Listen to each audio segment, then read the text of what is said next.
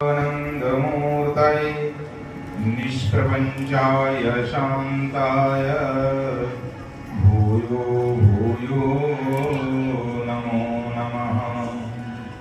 कृष्णाय वासुदेवाय हरये परमात्मने प्रणतक्लेशनाशाय गोविंदाय नमो नमः। बोलिए भागवत भगवान की जय। बोलिए राधा रानी सरकार की जय। बोलिए कृष्ण कन्हैया लाल की जय। बोलिए स्वामी जी महाराज की जय। जय जय श्री राधे श्याम। अखिल कोटि ब्रह्मांड नायक करतुम अकर्तुम अन्यथा करतुम सर्व समर्थ जगन्नियंता जगदाधार आनंद कंद श्री कृष्ण चंद्र भगवान के पादार विंद में पुनः पुनः प्रणत होते हुए श्री राधा कृष्ण की वांगमय स्वरूपा परम मंगलमयी श्रीमद् भागवत महापुराण को नमन करते हुए एवं हमारे वरिष्ठ संत चक्र चूड़ामणि विद्वत वरेण्य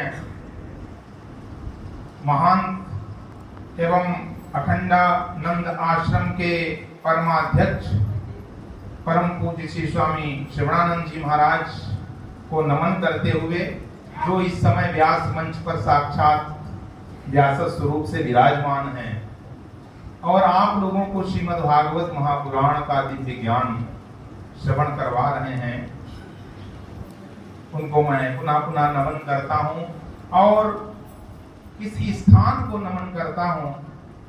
ये जो स्थान है ऐसी परम महान विभूति का स्थान है जो हमारे सामने विराजमान है वैकुंठवासी परम पूज्य श्री स्वामी अखंडानंद जी महाराज के चरणों में मैं पुनः पुनः नमन करता हूं, क्योंकि ये संत महापुरुष जो है ये इनकी मृत्यु नहीं होती है, ये अमर होते हैं जब तक रहते हैं तब तक भी और जाने के बाद भी इनकी उपस्थिति नित्य होती है। महापुरुष जैसे भगवान नित्य होते हैं वैसे ही महापुरुष भी नित्य होते हैं।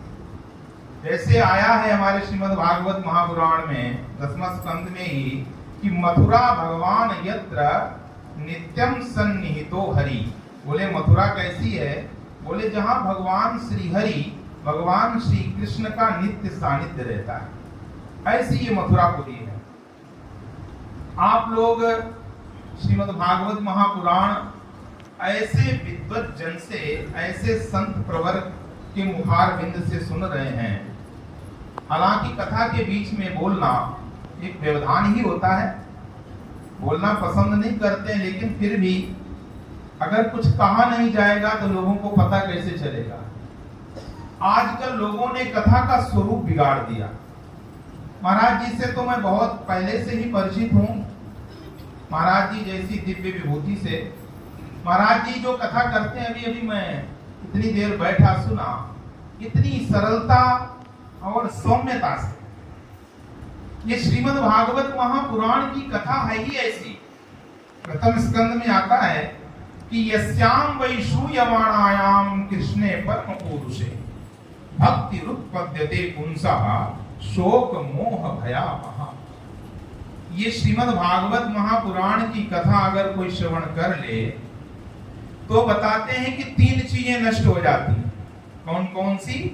शोक, मोह और भय। 3 चीजें नष्ट होती हैं और एक चीज उत्पन्न हो जाती है।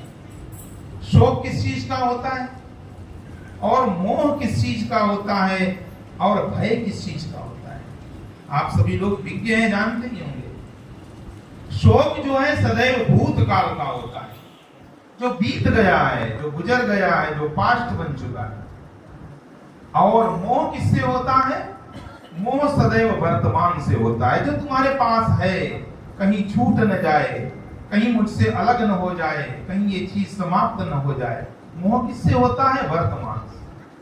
और भय सदैव भविष्य का होता है, आगे क्या होगा, पता नहीं मेरा बुढ़ापा कैसा कटेगा, लड़का सेवा करेगा कि नहीं करेगा, आज जो बिजनेस चल रहा है बुढ़ापे में चलेगा कि नहीं चलेगा। तमाम तरह के भय सदैव भविष्य के होते हैं। और ये तीनों चीजें कौन नष्ट कर देता है? श्रीमद् भागवत महापुराण। शोक मोह भयापहा, और एक चीज उत्पन्न कर देती है श्रीमद् भागवत महापुराण कि भक्ति उत्पद्यते पुंसा, भक्ति उत्पन्न हो जाती। आज के वक्ताओं ने भागवत कथा का स्वरूप ही बिगाड़ दिया। केवल नाच गा के, देखो कीर्तन करना अच्छी बात है, श्रीमद् भागवत कथा में कीर्तन होना चाहिए, लेकिन केवल गाना बजाना ही होता रहे और भगवान की कथा न हो तो फिर उसको कथा नहीं कहते। देखिए कथा में दो अक्षर होते हैं, का और था। महाराज जी के सामने खैर बोलना तो अभद्रता ही होगी, ऐसे विद्वान के सामने। का और था दो अक्षर होते हैं। कथा का मतलब समझ लीजिए कि होता क्या है, और ऐसे वक्ता के मुखार बिंद से ही कथा सुनिए। का के हमारे वेदों में बहुत से अर्थ बताए गए। का माने प्रजापति, का माने ब्रह्मा, का माने सुख, तो कम सुखम आनंदम। और जो था शब्द है ना, था अक्षर, ये था कैसे बनता है? ये स्था गति निवृत्त धातु से बनता है। तो कथा का अर्थ क्या हुआ कि कम सुखम आनंदम, आनंद स्वरूपे परमात्मनि स्थितिम करोति या सा कथा। जो आनंद स्वरूप परमात्मा में स्थित कर दे उसको कथा कहते हैं।